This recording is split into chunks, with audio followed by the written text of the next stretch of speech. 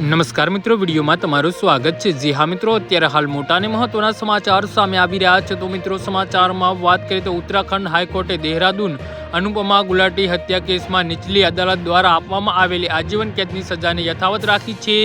આ ભયાનક હત્યામાં Anupama ગુલાટીના software engineer પતિ રાજેશ ગુલાટીએ નીચલી અદાલતના ચુકાદાને પડકારતી હાઈકોર્ટમાં અપીલ દાખલ કરી હતી। રાજેશ ગુલાટી પર 17 ઓક્ટોબર 2010ના રોજ તેની પત્ની અનુપમા ગુલાટીની ક્રૂરતાપૂર્વક હત્યા કરવાનો, તેના શરીરના 72 ટુકડાનો વિભાજિત કરવાનો, એક ડીપ ફ્રીઝરમાં સંગ્રહ કરવાનો આરોપ હતો।